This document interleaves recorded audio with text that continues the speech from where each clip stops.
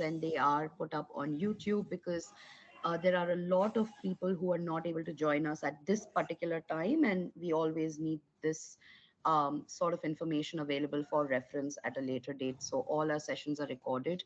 Thank you for that, Ankur. And good evening, everyone. It's not like this is the first sentence I'm saying this conversation, so it feels very strange to start with good evening and welcome, but well, good evening and welcome. And to yet another learning session by the Outreach Collective.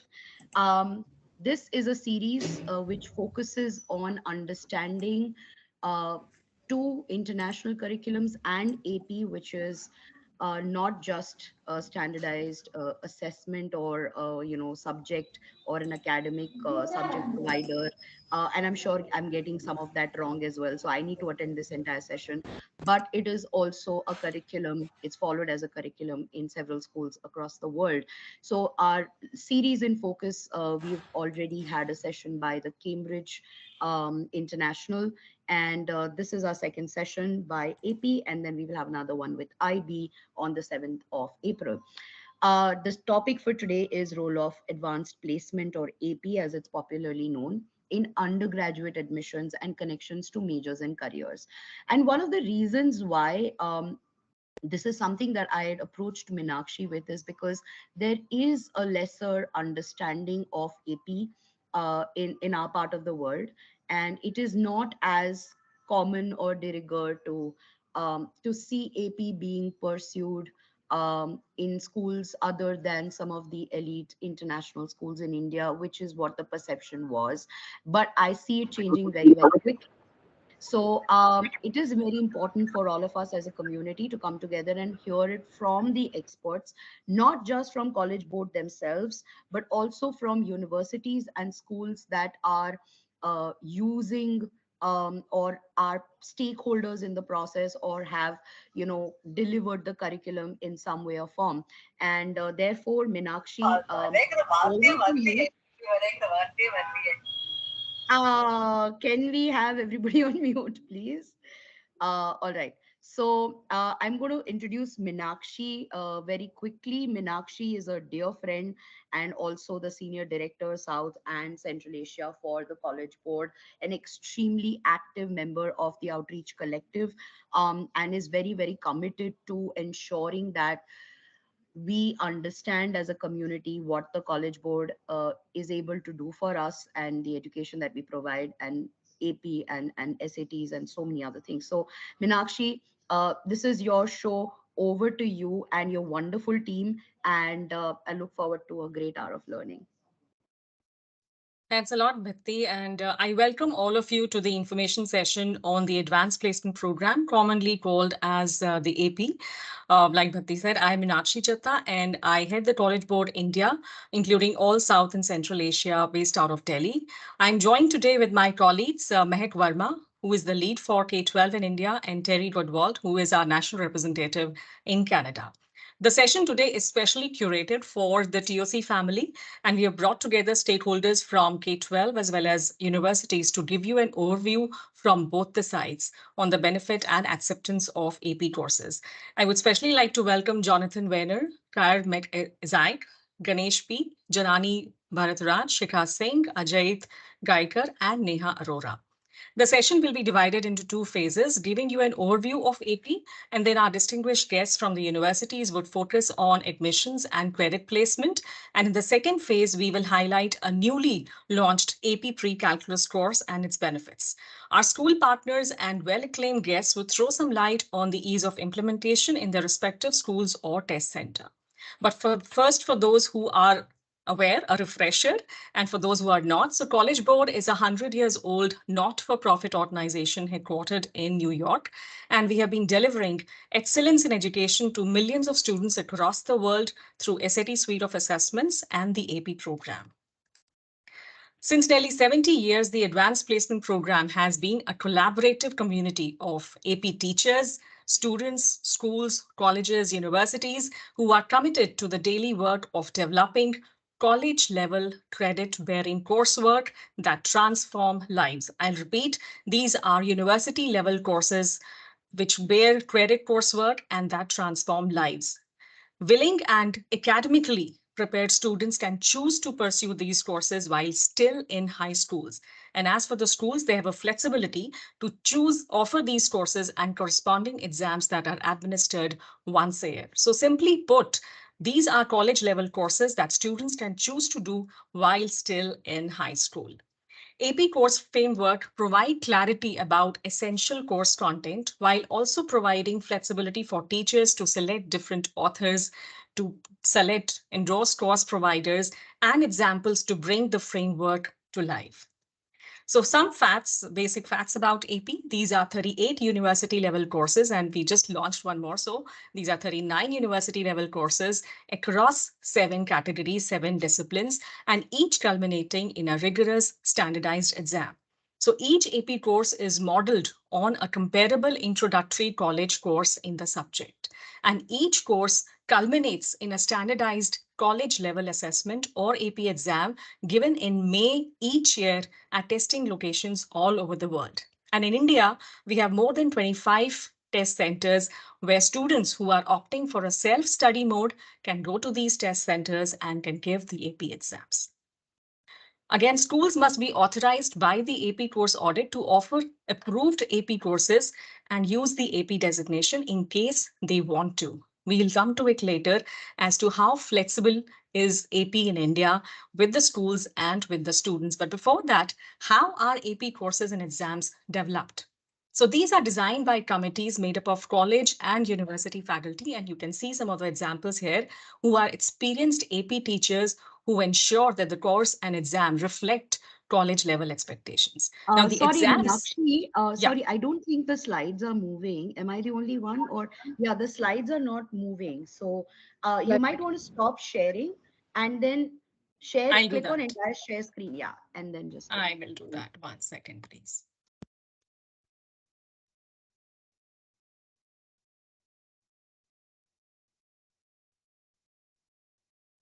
Can you see the AP courses and exams developed slide? yeah, we are seeing how AP courses and exams are developed. Okay. Absolutely. Yes. All right. And about AP subjects so that I know that it's moving. That's right. We can see it. Oh, okay. Lovely. All right. So, like I said, these are the universities, some of the universities from where the AP teachers and faculty members have been taken who have designed the AP courses and who also are, in fact, designing the AP exams as well.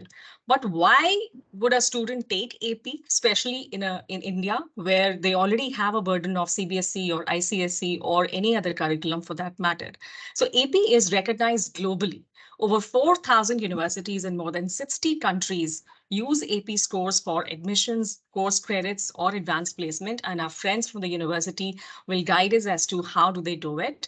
And in 2021 and 2022, these are some stats that are very nice. And I would like to share that over 5 million of AP exams were taken by approximately 3 million students from more than 22,000 secondary schools around the world.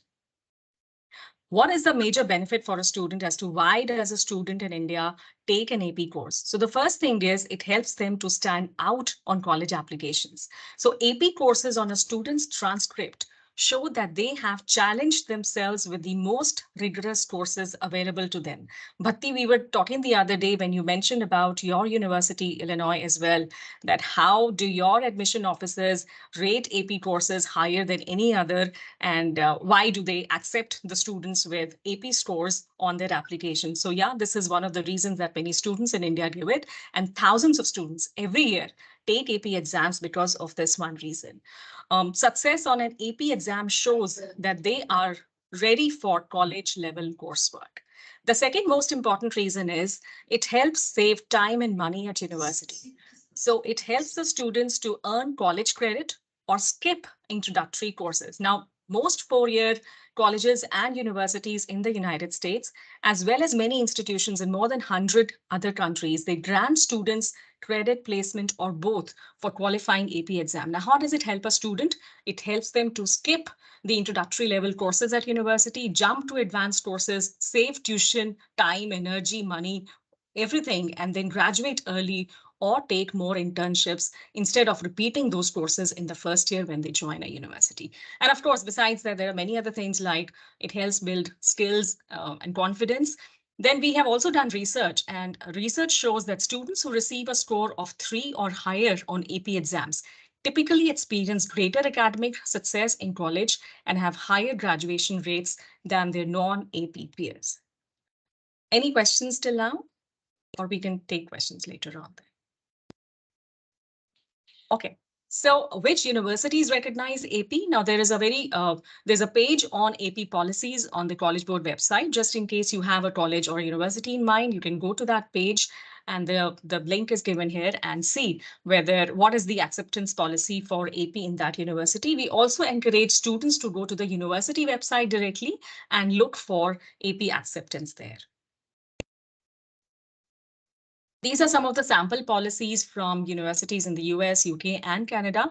So if you see Oxford University requires that international applicants applying with AP credentials submit 3 or more AP exams with score of 5 in appropriate subjects. Similarly, there are other universities that have their own acceptance policy, like McGill University, AP accepted in admissions and AP credit granted for scores of 4 or 5.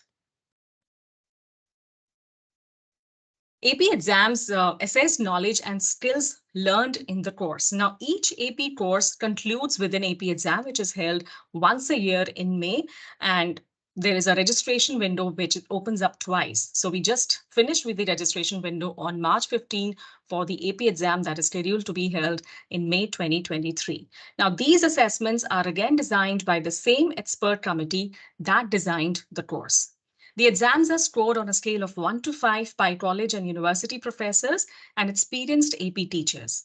And many US colleges offer credit for AP exams score of 3 or higher. So if you see in your screen, a score of 3 is considered as qualified, then 4 is very well qualified, 5 is extremely well qualified. And qualified in university terms means that students have proven themselves capable of doing the work of an introductory level course in a particular subject at a university. Now, AP in India is very dynamic because it's very flexible also. It is offered in both the spaces. As a student, if your school is not offering an AP course, you can always go in for a self-study mode, access the resources available on the College Board website, learn through them, also access the virtual learning schools, and then go and take an exam in an independent mode, irrespective of whichever curriculum you are in, whether it's CBSE, ICSE, or any other international curriculum. So that's one benefit as a student you get in India. And out of the 38 courses, you can opt for even one course, even 2, 3, 4, 5 courses. So we've ideally seen people taking 2 to 5 courses. We will not suggest more than 5 courses to be taken in a span of 1 year. You can do so in case you want in a span of 2, 3 years, if that's a choice. How can your school offer AP courses? Now, this is again very simple. The first basic idea is there is no upfront fee attached to it. So many resources, your classrooms, they are all free of cost. The only 4 steps that you have to do as a school is make sure you have a College Board school code, which is also called as a SEEB code. Choose the AP course that you want to take up, and then identify the teachers. Now, in this also, you really do not have to hire new teachers. Your own subject teachers, whether physics, chemistry, English, microeconomics, any subject for that matter, they can take AP courses as well. And then you have to complete the AP course audit. We can have an extensive call with people who are interested to know how to go ahead with an AP course audit, but otherwise it's very simple because AP doesn't offer, our own syllabus. So you as a teacher, you can create your own syllabus. You can also pick up syllabus of AP endorsed providers and then submit that for course audit. Generally, we suggest schools to take up endorsed providers courses in the first year, go through that, and then probably after a couple of years, create your own syllabus, create your own courses. Now, how does it help if your school is also offering AP course besides just being a test center? You have your own students, of course, you will be teaching them. But if you offer AP courses, your name will come in the list under AP course ledger on the College Board website. How does it help you as a school? Because schools, students, parents across the world, when they find for schools, even virtual or online, who are offering AP courses, they will find your list in that school list as well. Now, we have a school in India. I will not name the school, but then for privacy purpose, but then the school was offering during COVID times online AP courses to its own students. And then they saw a lot of requests coming from China and from different parts of the world. And they have continued to do so now, post COVID, also because of the benefit that is attached to being an AP course provider. Because besides their own students, now they can offer AP courses to students in other parts of the world as well. What if there are no schools near me that currently offer AP? Now, this is for a student whose school is not offering AP, but they want to do it. So, yeah, first of all, ample of free resources available on College Board's website. The student can go for self-study and can appear for an exam. And otherwise, they can also search for virtual schools on the College Board website and look at the enrollment policies and then enroll accordingly in those schools. And if you're doing a self-study more in India, then go on for AP in India webpage, see the test centers. There are more than 25 of them. Get the joining code, pay the fee, and go ahead and take the exam. This is very simple if you are a student in India specifically. So this is a list of cities with AP test centers. Most of the metros are already covered here. And if anybody has a specific request, if you are a school, you want to be an AP test center, or you want to provide AP courses in your school, please reach out to me or Mehak and we'll help you to do so. Just last slide, and then we'll move on to the phase of universities. So most exams are 2 to 3 hours long, and the first part of the exam usually consists of multiple choice questions. And the second part is where it is in the form of an essay, a solution to a problem, or a spoken response. So basically what it measures is whether a student has mastered the content and skills of a specific AP course. And most courses, in fact, all courses in India and international for now, are only paper and pencil based, and they will be administered in person at a school or a test center. So I will pause here and I will introduce Terry to the team, who will then take us for the session with the universities. So Can I Terry ask is a the question? Sorry.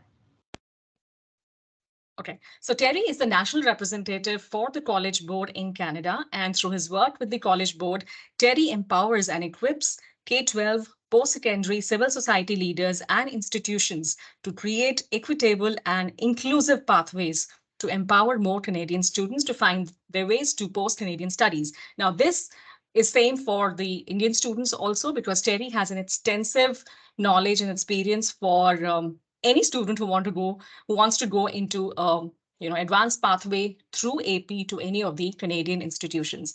In fact, Terry is one of the TEDx speakers also, so I'm sure we would love listening to him. And Terry, welcome to the show, and please introduce us to the university speakers and go ahead.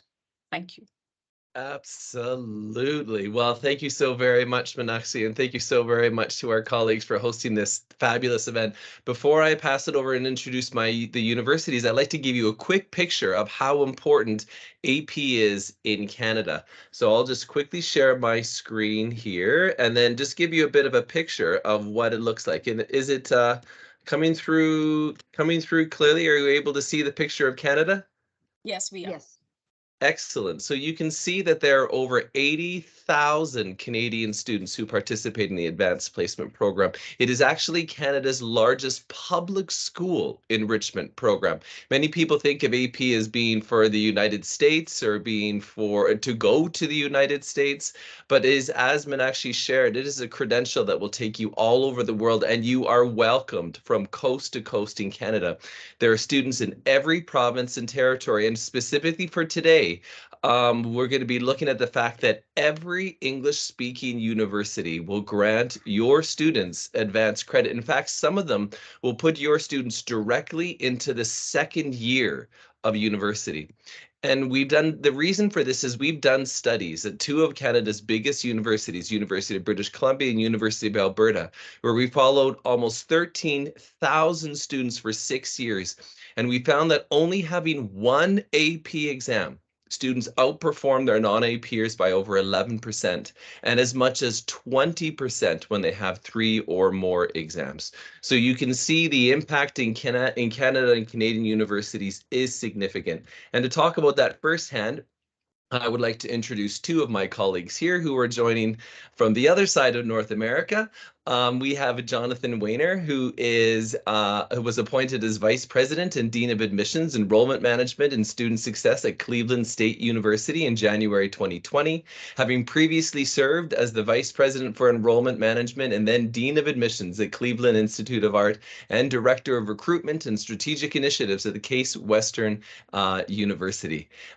Jonathan holds a BA in English and an MBA with a concentration in organizational development and leadership, both from Case Western University. He is a longtime resident of Cleveland University, where he lives with his wife and twin sons, which I also have twins. It's nice to know we share that. And our other guest today is Keir McIsaac, who is a manager of undergraduate admissions at Memorial University in St. John's, Newfoundland and Labrador, Canada. He has been working with Memorial since 2007 and has extensive experience in international student recruitment at the undergraduate and graduate levels. He has had the great pleasure of visiting numerous high schools all across India, from Kerala to Punjab, from Gujarat to Saram. He has a Master's of Arts in Higher Education and Leadership and recently completed the Strategic Enrollment Management Endorsement Program. So Keir and Jonathan, welcome. It's great to have you here and sharing your time. So you've heard from one Canadian. Let's pass it over to Jonathan first to tell us a little bit about your university. Jonathan? Yeah, absolutely. I'll say good morning for me as it's morning, but good evening, obviously, to many of our colleagues. I'll share my screen quickly, if that's all right, and tell you a little bit about Cleveland State University. If I can do it properly here. Here we go. So a little bit about Cleveland State University. We are the largest public university in Cleveland, Ohio. If you're not familiar with where Cleveland is located, we're in the United States along the shores of Lake Erie, about halfway between New York City and the city of Chicago within the United States. So there's a little image of Cleveland State University with the city of Cleveland in the background, and you can see the sun setting over Lake Erie here.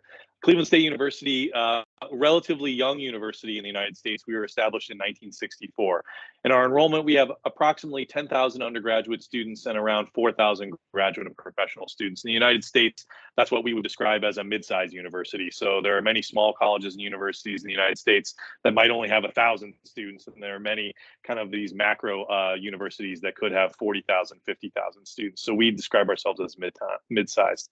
As we look at our student profile, about 55% women, about 45% men, about 15% of the students at Cleveland State University are international students. And actually, the bulk of the international students at CSU are coming from India.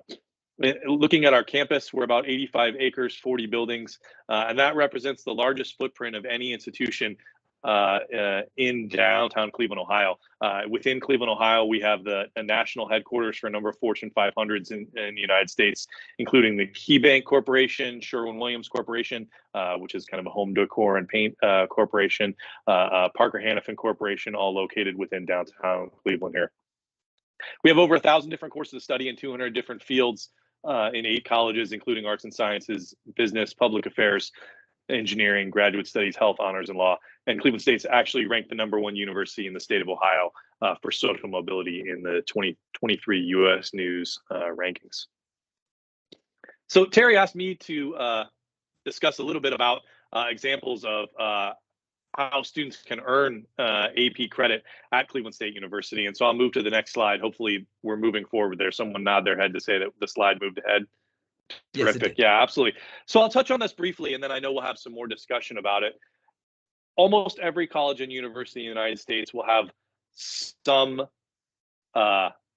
some credit that is granted for students with various AP scores. And each college and university in the United States will probably have a unique manner in which they grant credit for AP exam scores. But I just put together a quick sample looking at kind of alphabetically some of the first AP examinations that are available and the kind of credit that a student when coming to Cleveland State University can receive for those AP exam scores. So as we kind of look at art history, biology, calculus, what you can see is students that earn a 3 or above on their examinations in these various AP courses all earn some level of credit, and they can earn between 3 hours of credit up to 8 hours of credit for students that are scoring 4s, 5s on a number of these examinations. And I highlight this both because, as Terry pointed out, what that can mean is an acceleration in terms of students' placement, but there's also an opportunity for acceleration and what I describe as cost savings. I mean, I think, as we know, students and their families are extremely value oriented. And so to the extent that, as Terry has highlighted, some institutions may even move a student into what we would think of their second of 4 years of study, 4 years of undergraduate study in the United States, that can equate to $15,000, $20,000, $25,000 in savings USD in terms of we think of what the cost savings might be. So in addition to a number of the highlights that I think been shared by my colleagues at the College Board and Terry, there can be a significant cost savings for the students and families that you're working with as well. So that's quickly what I wanted to highlight. I know we'll have some other areas that we'll touch on as well, but I'll turn it over now. Thank you so very much, Jonathan. And my second colleague, as I introduced, is Keir McIsaac, who is joining us from the beautiful province of Newfoundland and Labrador. Keir, over to you. Thank you, Terry. Thank you, Jonathan. And greetings from St. John's, Newfoundland and Labrador, Canada this morning. I'll try and share my screen there as well.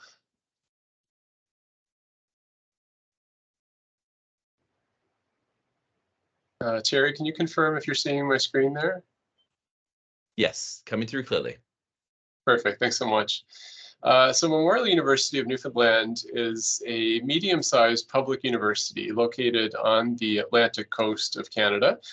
We have multiple campuses across the province of Newfoundland and Labrador, and also a small campus for short-term study abroad in the UK. We are the closest part of Canada to the UK after all. We have about 19,000 students total. And in fall 2022, we had 701 students from India, including 422 at the undergraduate level and 279 at the graduate level. So lots of students from India for sure. We're a comprehensive university offering a diverse range of programs. So everything from business, science, engineering, humanities and social sciences, human kinetics and recreation, to programs like music, theater, and visual arts. We do have some health professional programs, medicine, pharmacy, and nursing. These ones in particular are highly competitive, especially for international applicants, but there are some options there as well. And some of the unique programs that we have are linked with our proximity to the Atlantic Ocean. So you'll find a specialization in engineering that focuses on ocean and naval architectural engineering, marine biology. We have our Marine Institute campus, which is devoted specifically to technical training for the ocean industries. We offer lots of supports for students as well. Our international student advisors are there to help with health insurance, immigration questions, that kind of thing. Academic advisors to support course selection, degree planning. We have on-campus jobs that are specifically for our international students. Other career supports, co-op programs where full-time paid work is built into the degree programs, on-campus housing, meal plans. Most of our buildings are connected through tunnels and pedways. I'll show you a couple of images in a second. And we are an affordable option within Canada. Our tuition fees are 20,000 Canadian dollars per year. And there are scholarship opportunities as well based on academic merit. I'll just quickly run through a couple slides here. Again, located right on the Atlantic coast. It's one of the few spots in Canada where you might see an iceberg floating by. Really beautiful sight to see in the spring. Although that being said, we do get a fairly moderate climate where the temperature in the winter, our coldest months, hovers around 0 degrees Celsius. We get a mix of rain and snow. Our largest and capital city of St. John's has about 200,000 people. So it's a relatively small city, but very safe, welcoming, and friendly. Our largest campus in St. John's has about 14,000 of our students. In the foreground here, you'll see our residences. The Marine Institute I mentioned focuses on the ocean industries.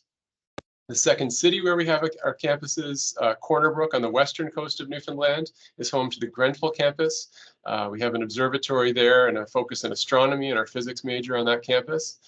And lots of different opportunities, of course, for students, as you can see on the slide here. I will share our AP link in the chat, but I do want to note that, as Terry mentioned, AP is very common within Canada, and it's very familiar to us here at Memorial University. A lot of our high school students here in the province will take AP exams. And at Memorial University, we do grant credit for AP subjects. Depending on the subject, a minimum score of 3 or 4 might be required, but some subjects will offer additional credit for a score of 5. So again, I'll share that chart from our website that shows the minimum grade and courses we offer for credit. For non-competitive program admission, we will admit any applicant who meets the minimum criteria that's outlined on our website, and AP is not factored into admissions per se for non-competitive admission. But for admission to a competitive program like engineering, let's say, the admissions committee will look favorably upon APs. So for engineering, calculus, physics, and/or chemistry would be certainly favorable, but not a requirement. I also just wanted to give a caveat that, you know, I represent one university in Canada, Memorial University of Newfoundland, and applicants should really be advised to check the AP policies at their individual universities where they're applying. It may be factored into admission at other institutions. It could be placement rather than credit. So there might be a variety of different approaches to APs. And it's always good to do your research on different institutions. There are a lot of similarities between Canadian universities, but we do all operate a little bit differently. So I just wanted to note that as well. Great, thank you so very much, Kira and Jonathan. A couple of questions that our participants sent in advance of the event. Jonathan, I'll throw this one to you first. What impact does AP have on your students once they arrive? It's not just about getting them in the door. We also want to make sure that students are successful and healthy and once they arrive at your university. Could you share the impact of AP once they arrive? Yeah, absolutely, Terry, and thanks for this question. So absolutely, particularly, you know, in a number of competitive environments, AP can be an advantage for students applying. But as we look at students that are arriving on campus and bringing AP scores, there are a couple of things. First, as you've highlighted here, Terry, the research from the College Board suggests that students that have an AP course under their belt are often significantly more successful in their first year than students that may not. And we see that reflected in our own data here at Cleveland State University as well. I think there are a couple of reasons for that. One, as has been highlighted, you know, the AP curriculum is really built around kind of the way that a course is formatted, the curricular structure, those learning outcomes that we would expect in a first year or second year college level course in the United States or Canada. And so many ways those students are acclimated, those students are already acculturated to what the classroom expectations may be, the learning outcome expectations may be in terms of what kind of assignments and kind of how the approach to the coursework may come.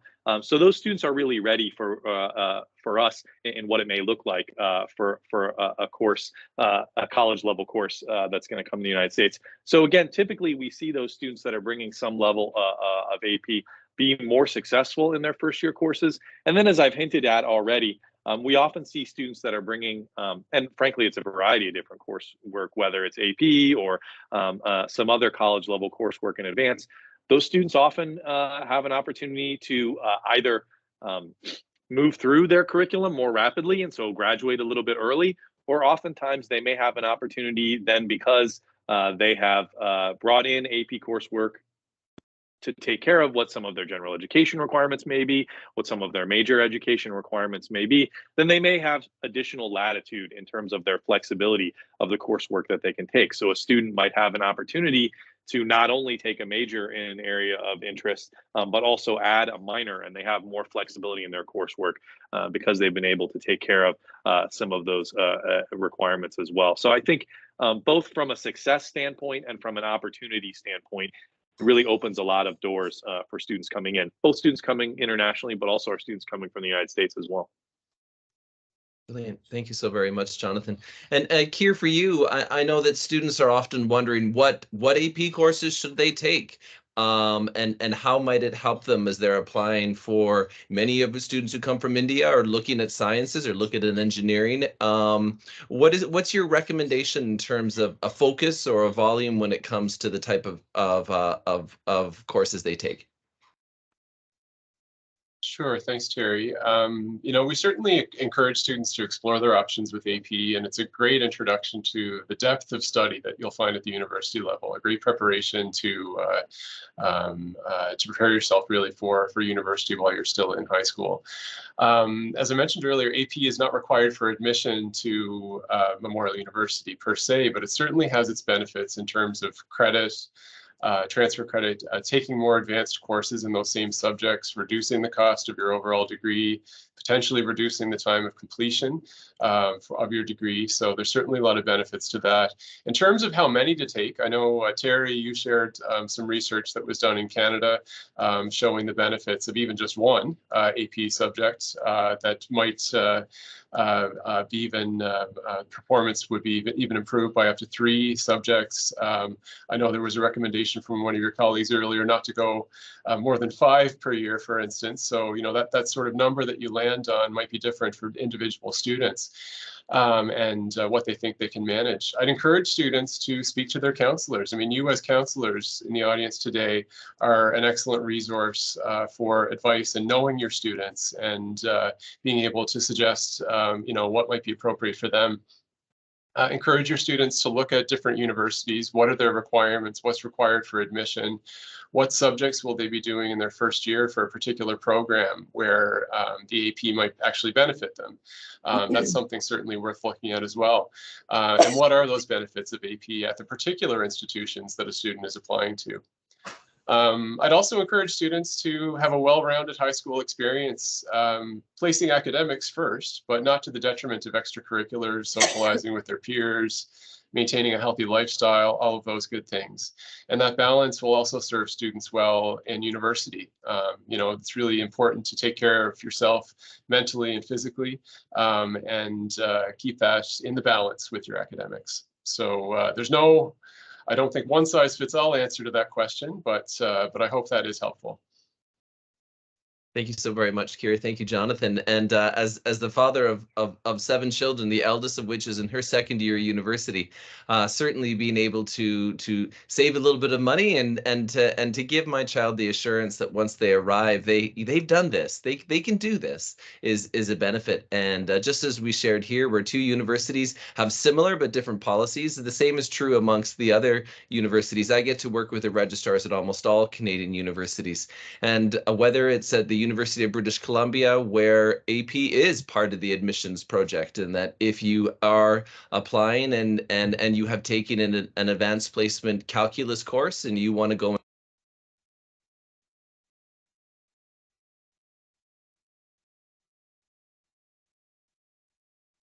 Terry, you've gone on mute. Oh goodness, my apologies. As the father of 7 children, the eldest of whom is in her second year university, knowing that my child has done this before and can have that confidence is a huge benefit. But just as we shared here, 2 universities with similar but different policies, the same is true across Canada. And so whether it's at the University of British Columbia, where students can use their AP as part of their admissions process.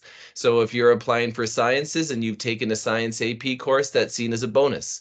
Or you're applying to the University of Toronto and you want to get into engineering, and you're able to describe the advanced research you've done in a particular area through the AP Capstone Seminar Program. These are programs, each university in Canada is different, as Keir said, but they all recognize AP for at least advanced credit, if not admissions.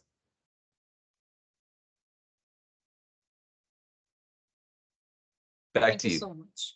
Thank you so much, Terry, Jonathan, and Care, for all your inputs and insights into the AP courses, acceptance, and credit placements in the US and Canada.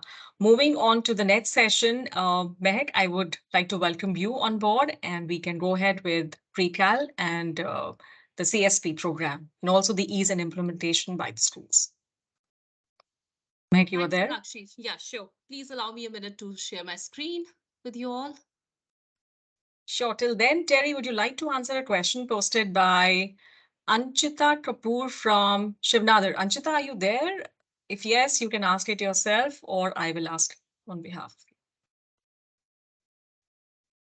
Okay. So Anchita has asked Terry, what kind of APs can be taken in grade 9?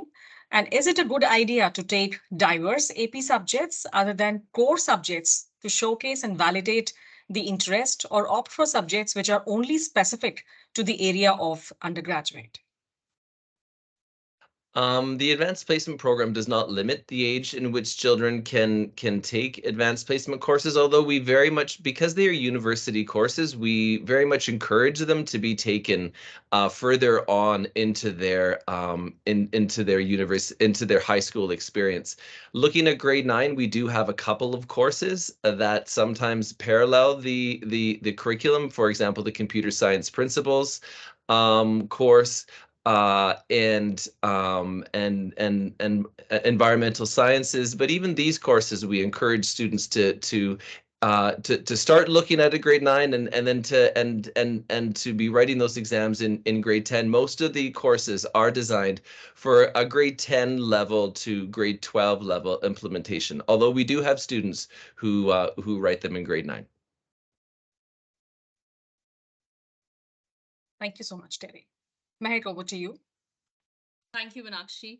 And thank you, everyone, for joining us today. And thanks, Terry, Jonathan, and Kier for your valuable insights into the credit policy and the importance of AP in admitting students to various institutions in the US and Canada. I'm Mehak Verma, Outreach Manager, K-12 Schools Lead India, and I would like to talk about a couple of, AP courses. So Meenakshi mentioned in the beginning of the session that there are 38 AP courses that give a broad range, a broader range of students access to college and career opportunities. And students who take AP courses send a signal to colleges that they are serious about their education and that they are willing to, challenge themselves with rigorous coursework. So today I'm going to specifically focus on AP Computer Science Principles and the newly introduced pre-calculus, owing to the inclination of students towards computer science and maths course in college. So it has been observed that despite huge interest and potential each year, more than 3 lakh students do not sign up for an AP class. Either they lack support, or these students attend schools that do not offer the AP course. So they have very limited access to these courses. Our aim here is to ensure that all students have the access to AP courses for which they have potential and they are ready to take up the challenge of AP. So as far as the computer science principles course is concerned, CSP is a fun and appropriate for students as early as 10th grade. It is a project-based course which makes CSP more interesting and relevant to all students, and it allows students to choose topics that they find interesting, and students will experience all the rigor of AP, but packaged in a way that they can feel a little more fun, engaging, and relevant. And students, as early as 10th graders, can go on a journey of exploration, build practical skills along the way, do research, teamwork, problem solving, and presenting. And these students see improved performance in subsequent high school and college course. So we designed, AP AP computer science principles with the goal of creating leaders in computer science fields. Now, the goal was to make computing coursework more engaging and accessible in order to increase the participation, by a broader range of students, and to build a pipeline of students who are interested in STEM majors and careers. So these students, through the CSP course, they're solving problems, grappling with large data sets, and asking how to solve these problems. So they are doing programming, but also spending a great deal of time understanding how internet works and the cybersecurity issues that accompany it. So they spend a lot of time exploring new ways of using computers and programs, think about, how their work can impact society, our economy and individuals in their communities. So CSP students, who earn higher grades in computer science courses in college, and research shows that students who took AP CSP in high school in the past were more than 3 times as likely to major in computer science in college than similar students who did not take the CSP. So computer science is relevant and has a lot of job earnings potentials for students future. But how do we get these students interested in computer science? A computer science The challenge is to get these students interested in the computer science principal course, as a computer science major can earn 40% more than the average college student. And our research shows that the employment in computers and information technology occupation is projected to grow 11% from 2019 to 2029. That is much faster than the average for all other occupations. Hence, the need to reach more students and help them understand all aspects of computer science. Now, here's the list of the endorsed providers that offer resources and professional development to AP teachers. There are 17 AP CSP endorsed providers. They provide professional development for teachers to understand the AP computer science principles like Apple, BGS, curriculum, code, HS, etc. Now, here I would like to talk about the AP pre-calculus course. Looking across all majors, 40% of college students lack sufficient math in high school to enroll in the college level maths courses. So they spend a lot of time and money on remedial maths that do not count towards their degree, and nearly half of these students fail to fulfill the maths requirement. And 40% of students who enter college as STEM majors, they switch to non-STEM major courses uh, as they are not able to cope up with the common gateways courses, particularly calculus. So hence the qualifying AP pre-calculus exam scores not only fulfill a college maths requirement, but also enable students to focus on courses most central to their major. So AP Pre-Calculus student is designed for a student who have taken Algebra 1, Geometry and Algebra 2. It gives students the opportunity to earn college credit, placement for their work, stand out in the admission process. So Pre-Calculus is a powerful high school maths course that gives larger boost, and students get a larger boost with the pre-calculus course. And students who take pre-calculus in high school, our research shows that they are 155% more likely to complete a bachelor's degree than students who do not take pre-calculus in grade 10. So since we are time bound here, I could only include some information regarding AP computer science principles and pre-calculus course, but I've tried to cover most significant part of it. Please feel free to get in touch to learn more about these courses. We would love to host orientation sessions for your students and parents, and one-on-one or group conversations with the educators.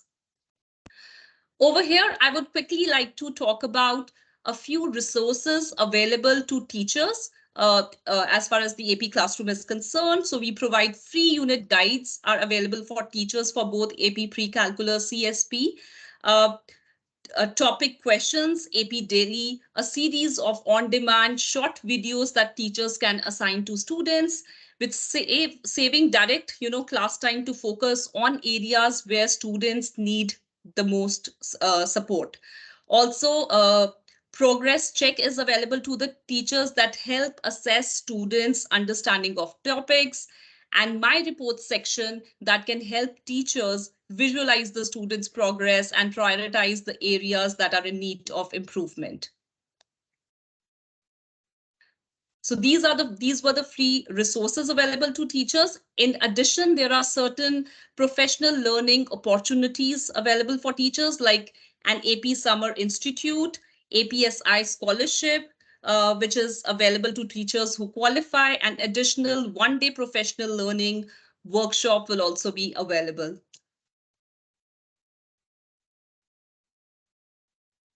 And how schools can implement AP courses.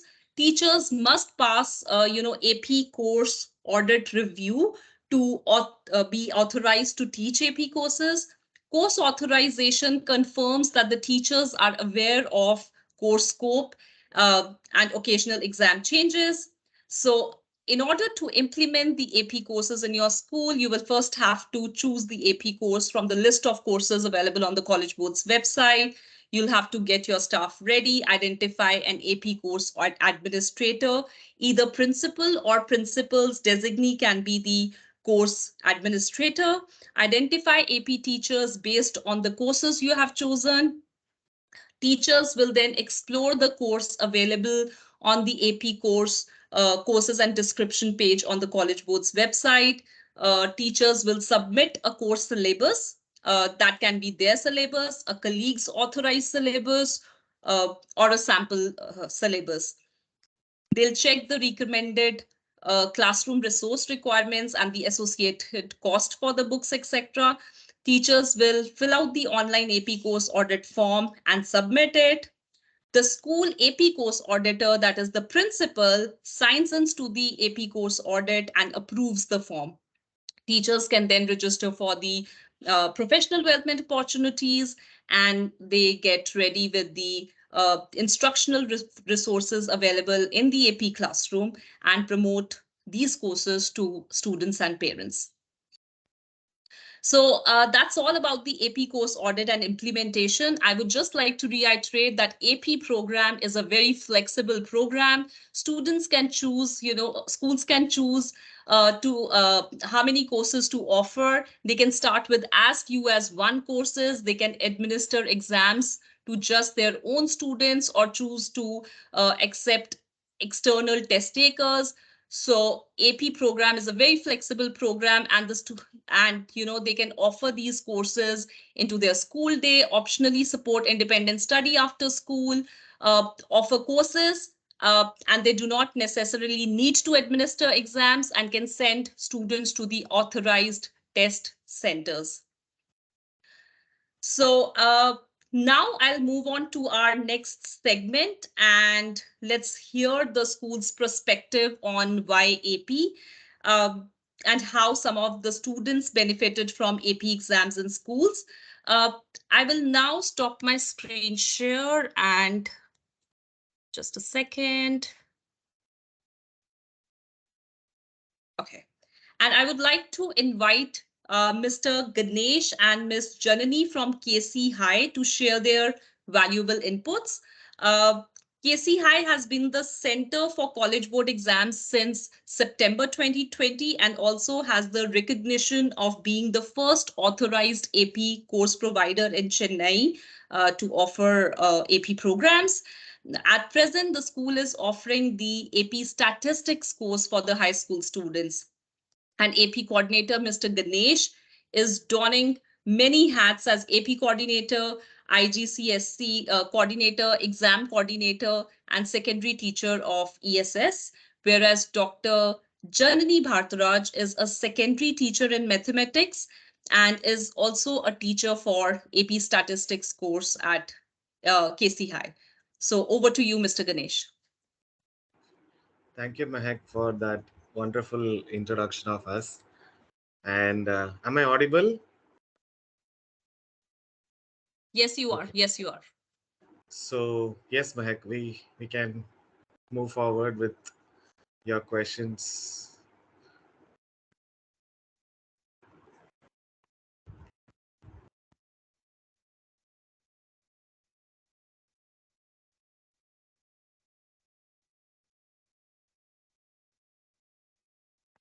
Mehak, are you there? So, Ganesh, we want to know how is your school done as far as AP courses are concerned, and what are your learnings and your achievements for this? Okay, so we have been hearing a lot about AP now that for last 45 minutes or so. Now, why should students take AP is what everyone should think about. uh, we have so many international curricula in the world, and also learners are looking for different programs for their high school years. Now, what makes AP an unique program, and how is it different from other international program? Now, AP as advanced placement, it is really advanced with its focus on in-depth understanding and practical application. And students in here, I mean, in India especially, have now changed their what do you call the traditional mindset, and they want to develop strong conceptual foundation, especially in their preferred subjects. Now, if you look at 10 years ago, like a last decade, these programs aren't that popular and that familiar in India. But now, many high schoolers, especially our school, if you look at it, we have a diverse culture. We have a Cambridge board. We have a international baccalaureate board. Having two international boards plus AP was like something like adding cream to your ice cake or something like that. And AP also gives us some 38 subjects, and um, this really helps our students to expand their horizons, especially to earn some college credits. Of course, the program what we have in our uh, second part of high school, or the latter part of the high school itself, would meet the college requirements, but learners who have chosen subjects with a limited constraint of six or less than that would definitely need something to fill those gaps. Definitely, AP would come into that, and it is doing a great job for learners to complete the course in a 10-month span and then take up exams immediately in May. Yeah, this is how things are rolling now.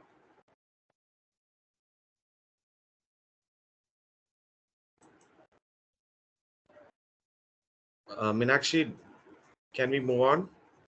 Yes, yes, please. Meg, if you could please put yourself on mute. Yeah. Yes, yes. Please, Mr. Ganesh, move on, please. Yeah. You So, wanted to share the video with us for yeah. So I yeah. have a testimony from one of our learners who's going to graduate in May 2023, who did an AP exam last year.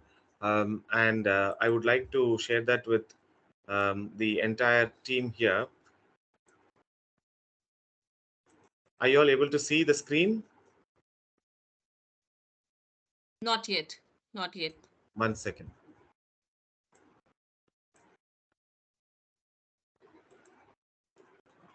Uh,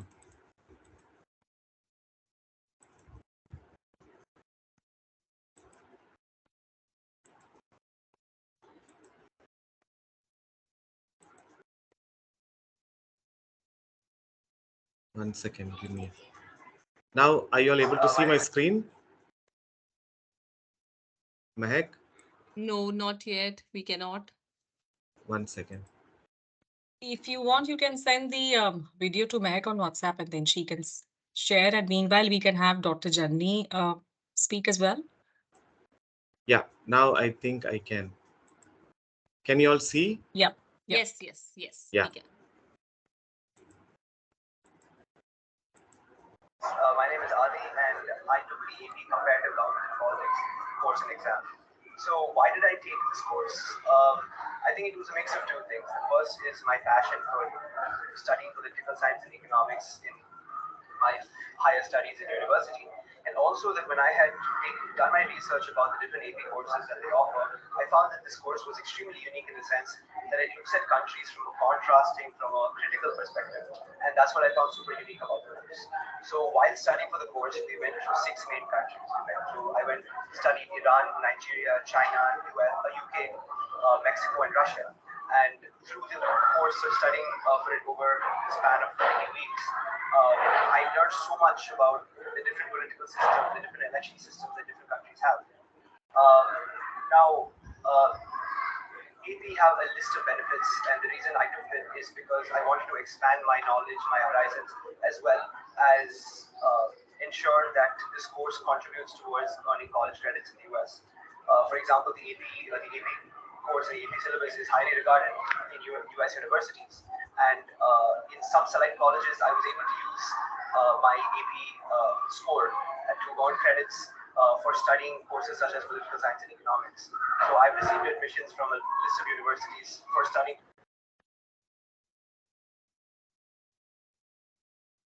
and I'm really grateful that I had the opportunity to take the course and see it through. Ganesh, can you mute your mic, please?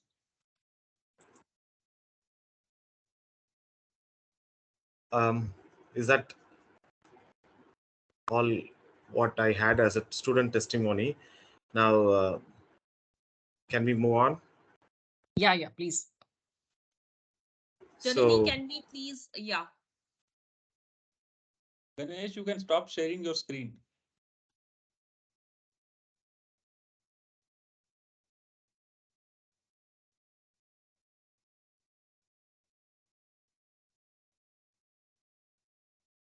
is it still shared or stopped? No, that's it. Thank you.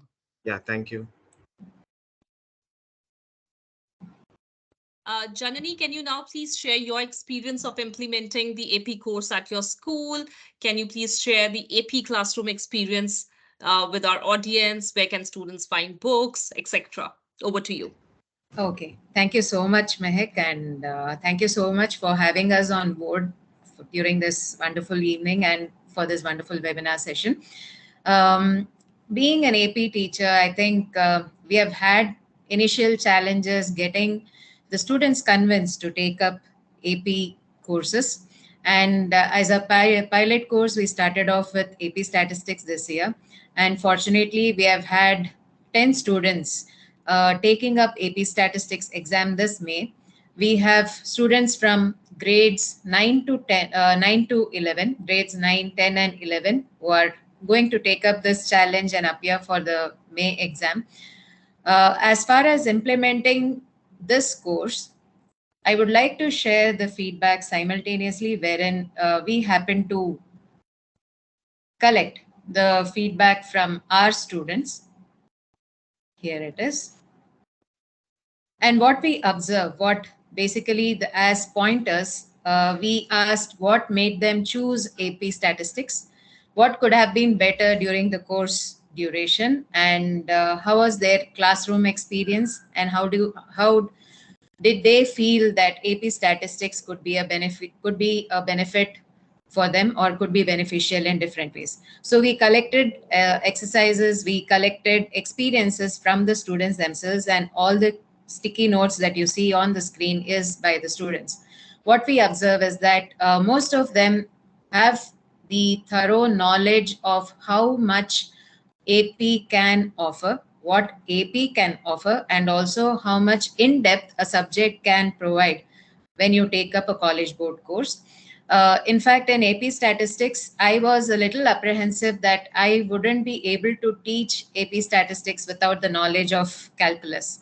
But after I have taken up the course and I have delivered the course to the students, I feel that a grade 9 child who doesn't have any previous experience of calculus or pre-calculus, learning integration or differentiation, has been able to understand the concepts without having to go through the rigor of mathematics. So having said that, I think AP statistics is a course which initially was challenging, but slowly the classes went on to be very fun. It was a fun filled experience. And for me as a teacher, it was an experience that I would definitely, endorse and asked students to actually go further ahead with AP courses and enroll for more AP courses. Regarding the resources that we use in classroom, I find AP College Board AP classroom resources to be more beneficial. They have their daily videos, they have their question banks, they have their progress checks, wherein you have multiple choice questions being arranged based on the topics. You also have the free response questions where the student is tested on how a particular method works. They don't teach why alone. We also teach about how and why you need to use a particular statistical tool to approach a real world problem. And as a textbook resource, we do use the Stance book, which is widely used in the US. and globally accepted. The book is beautifully written, and they have more examples on how we can relate it to any real life example, or maybe create a scenario in the class and learn the statistical tools in a much better way.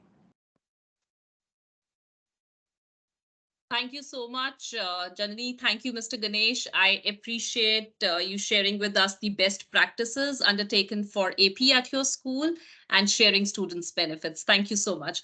I would now welcome Career Coordinator Shikha Singh and IGCSE Exam Officer and AP teacher Mr. Ajit R. Gaikar to share their insights and strategies on AP courses and students' benefits. I would also like to share that they are from a very well-known John Cannon and Cathedral School, and they teach almost 15 AP courses to their students. Over to you, Shikha. Thank you, Mehek, and thank you everyone for having us here. Very good morning, good afternoon, and good evening to everyone who's come in from different parts of the world. And thank you for giving us this opportunity. Sir Gaikar and myself, we belong to the Cathedral and John Connon School, one of the oldest schools in Mumbai, and one of the oldest schools who've been practicing the AP courses very much and very rigorously as part of our program.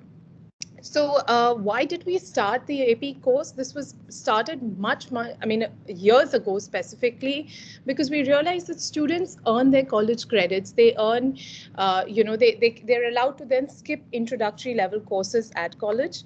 Also, it allows our students to stand out in college. So today, when we prepare the transcripts and when we have their AP scores showing, very rightly said by our university representatives, it just strengthens their application, because at that point, the university representatives know that students have a certain amount of knowledge about these introductory college level courses. Also, it helps our students to be well prepared, and they're able to manage college level courses much easily.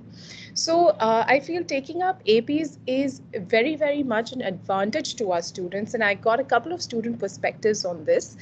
APs tend to help and build the knowledge base and skills in a particular subject, and specifically for those students who are very keen to learn or dig deeper in that subject. A lot of times we see that the curriculum restricts the students to allowing them only to take up 5 subjects. But if the student is taking up sciences, since they want to maybe take up a STEM degree later, they also are very interested in maybe learning about psychology. So taking up a AP psychology program will just help them to strengthen that knowledge base, get a better understanding as well. Now, if you're taking up your sciences, some of them also say, Miss, it's very important for us to have a strong base in mathematics. So over and above what they're doing in school, taking up an AP calculus, taking up, any of the mathematics statistics programs also help them to strengthen their knowledge base, allowing them to apply to very strong colleges. Now, for example, one of our students took up the AP microeconomics, macroeconomics, physics C mechanics, computer science, and calculus BC exam. What happened is, it definitely helped him because he was doing the national curriculum at our school, and it helped him over and above that, gaining a better understanding. Also, what happened is, this student had taken up macro and micro in the 8th and 9th standard. And since he was so interested in economics, these two programs actually helped him to be ahead of his own class when he came to grade 11 and 12. Not only academically, even his extracurriculars, he started pursuing a lot of his extracurriculars in economics, and he was also training for the Olympiad. So, really speaking, APs have been extremely beneficial to our students. And in fact, Gaikar sir will talk a little more about that. Coming up to what we feel is taking APs at a very early stage. Okay, it helps also the student to decide what they really want to do. Sometimes at the age of when they're in standard 8, 9 or 10, students are very unsure of what field they want to take in 11, 12, what are the subjects, because then the subjects they narrow down. So doing APs at an earlier stage will help them realize what the curriculum is really filled with. Now, we also offer the IB curriculum at our school. And sometimes what happens, because the APs, what the structure of the AP is and the content, it kind of overlaps even for the IB students. And because of the timing and scheduling that is happening, our IB students are unable to take the APs at school. So we encourage them to take them directly with College Board, as it was explained earlier. But we have noticed that students who take up APs, very, very beneficial for US universities, for Canadian universities. It allows the colleges to know that the student has a certain passion for this extra course.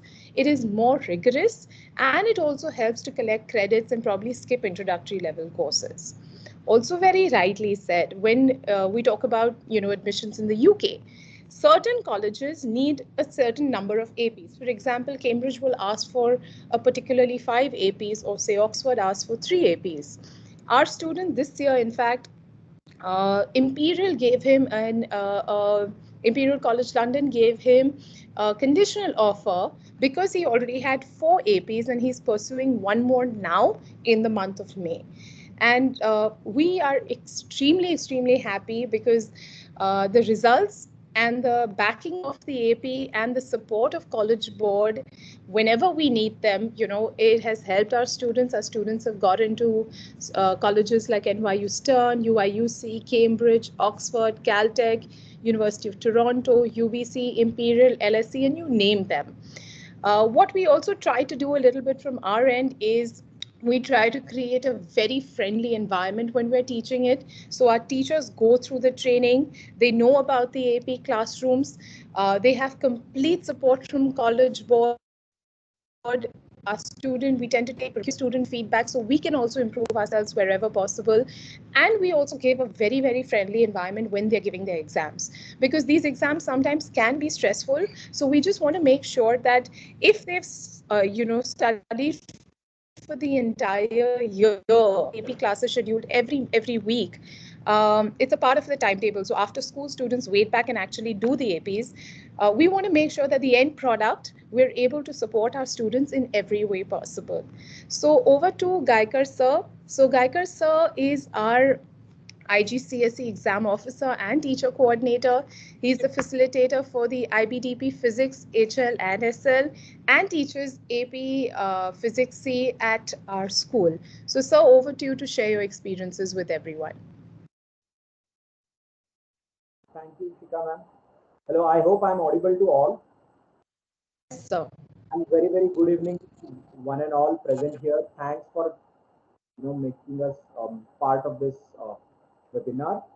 And coming to my experience teaching AP, I have taught international boards as well as AP. I'm teaching since 2018, and we cater to the age group for from 14 to 18. And I would say, my experience of teaching AP is enriching and as well as intellectually stimulating, because APs stress on hands-on learning activities during your regular teaching is something which is unique. And it is here I teach physics, so I'll be able to contribute mainly from the perspective of physics and physics, calculus-based physics, because that's what the majority students at our institute takes, and it helps them do engineering as a later course. Engineering being one of the popular university courses among the pupils, so it helps taking physics C in mechanics as well as electromagnetism. So it helps them specialize in science or engineering. In physics, we deal with courses like charge, change, force interaction fields, conservations, electric circuit, magnetic fields, etc. The skill sets that we target is interpreting and describing visual representations, coming up with hypothesis and designing an experiment, creating graph and diagrams to represent data, analyzing data shown in the graph, determining the relationship between the physical quantities and the qualities, solving problems using mathematical relationships, developing and supporting a scientific claim with evidence. Now, these all, if you look at the verbs that I just said, they all are related to the higher level learning that we can gather from the Bloom's taxonomy. So as far Ajit, as the Excuse me. I'm sorry to interrupt, but your voice is very low. So it's Oh, very difficult to hear you. It's not clear. oh, one. Let me just check at my end. If you could please remove your headphones and then speak. Yeah, is it any better now? Hello. Yeah.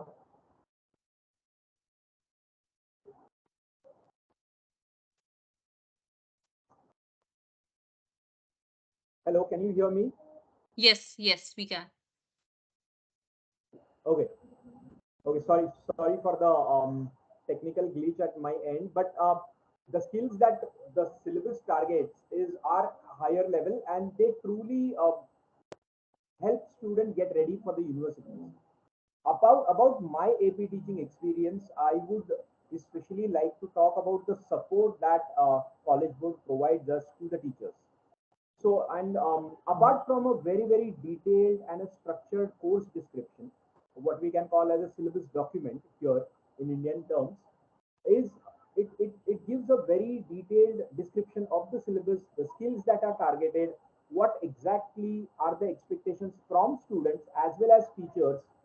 So it prepares. If you go through your course description, you are almost ready.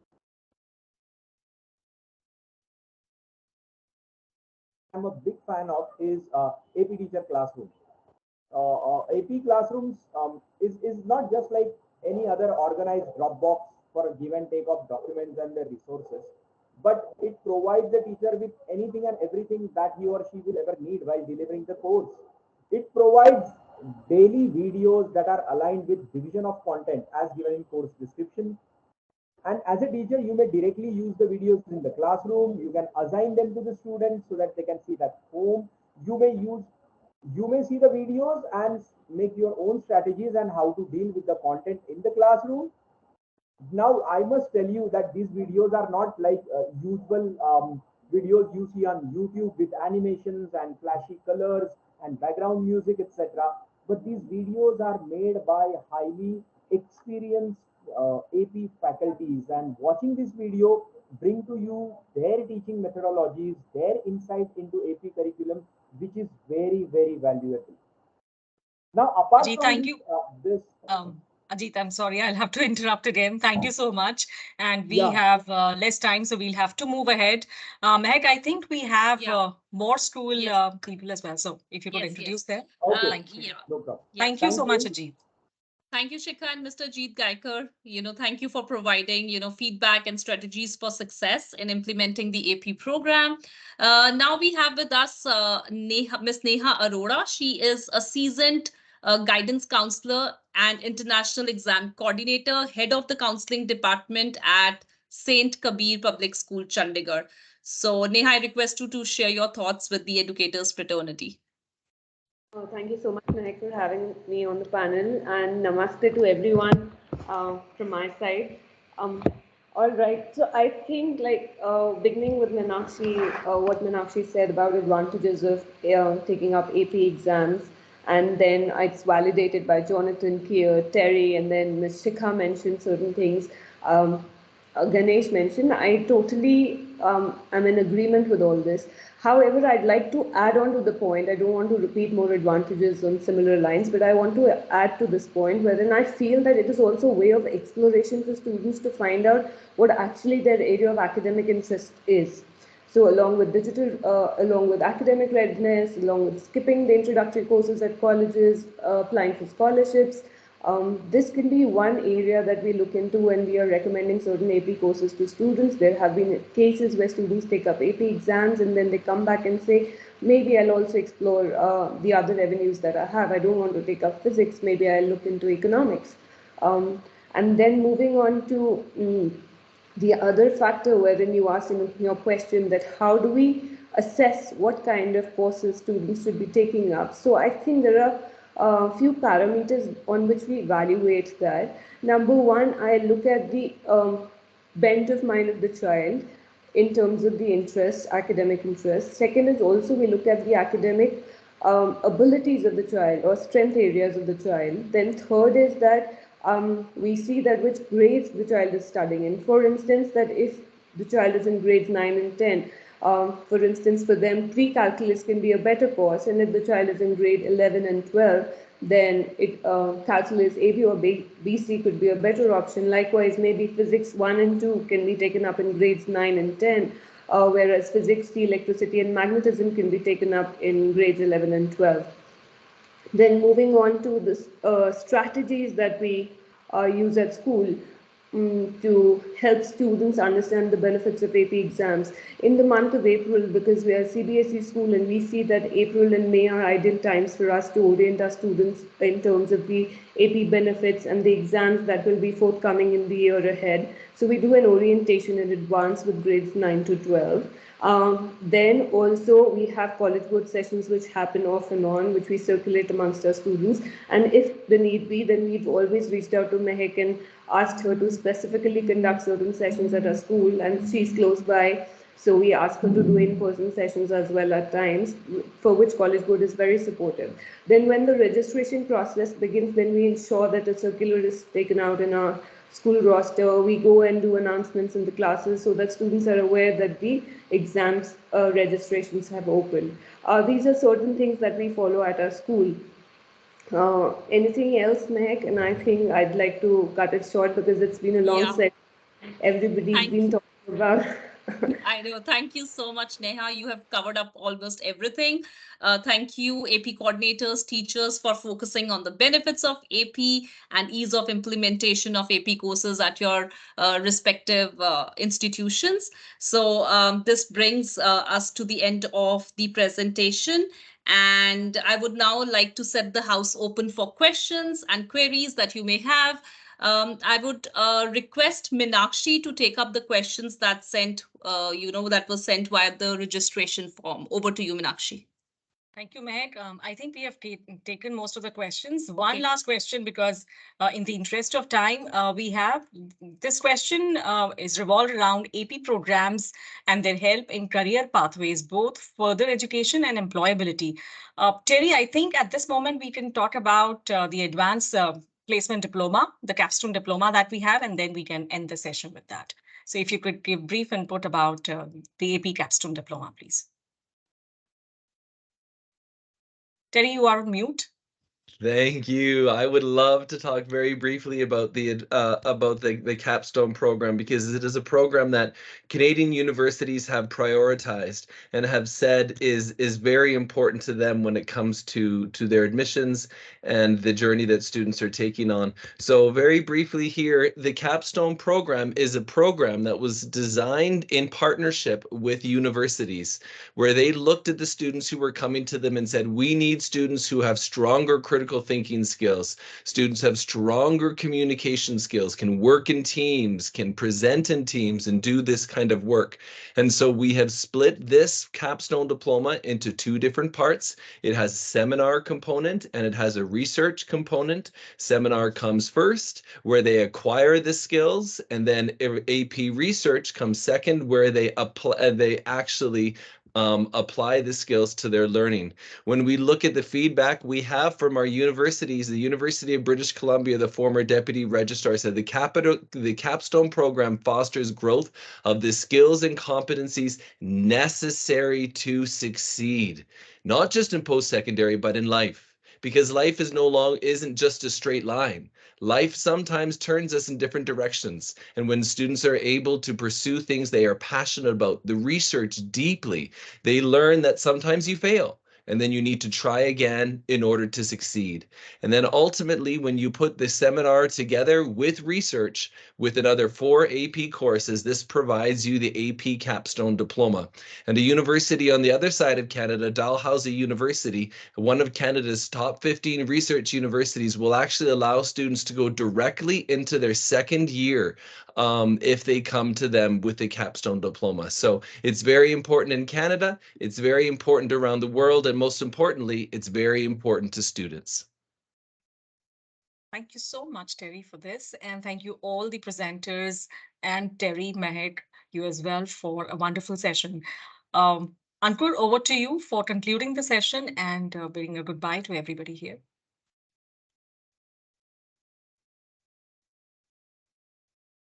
Thank you so much, Meenakshi, and all the Yeah, I got. Yeah, thank you so much, Meenakshi, and all the speakers for a wonderful session. Before I conclude, I have one question that I want to ask. I mean, on one of my colleagues' son, I mean, he reached out to me when I shared this information that we are hosting the college board. He said, I mean, I have one question for them. So I don't know who can answer it. Probably you can answer it, or somebody on the panel. He said, we are preparing. His son is in grade 12 in a leading CBSE school in Delhi, and he is a bright kid. He's done all the right things. He's giving the ACT and I mean all the entrance examination. He said, but one thing is not clear for admissions to US and UK top universities. I mean the really top ones, very competitive ones. Is it necessary that he gives an AP exam? Is it important for him to give an AP? Does it help him in admissions to these universities? Anybody can just share some brief remarks on that. Will it help for a CBSE student in Delhi to give an additional AP along with the entrance examinations that he is already writing? This is for the universities abroad, right? So the entire session, Ankur, was on this only, that how an Indian student, whether from CBSE or ICSE or any other curriculum, can pick up AP courses and can go for So universities. And is it no the question is it mandatory? Does it help you? How much impact will have if he submits a SAT score and an AP score or an ACT score? What is it that he should do? What Can I, was your recommendation? Dr. Vohra, okay, I'd like to pick this up. Yeah, sorry, who's that? Neha, this side. Yeah, Shikha, Neha, Neha, please. sorry. Yeah, so when we were talking about advantages, that's one aspect where we say that it is a strong application prospect when you write AP exams. But at the same time, when you look at Imperial, Cambridge, or Oxford, such universities don't accept state exams, state boards, and national boards. So it's a Yeah, mandate on the website also that you'll have to take up AP exams. perfect. That is the answer I was looking for. Thank you so much. All right. Uh, is Jonathan there? from the US is Jonathan, also yeah, willing to yeah. speak to it. Jonathan, please go ahead, Yeah, and yeah, then we can complete. Yeah, I'll speak very yeah. Go quickly. ahead. Having spent about 14 years at Case Western Reserve University, one of the more competitive universities in the United States, top 50 in the country. And what I would say is it compulsory to have AP examination for students? No. However, as in those situations that are highly competitive, where there are many, many more applicants than there are spaces for those applicants, then the AP examination is certainly looked favorably upon in the application review. Perfect. Thank you so much. Thank That you. really helps me. Okay, thank you so much. I think that's about the time we had. Yes.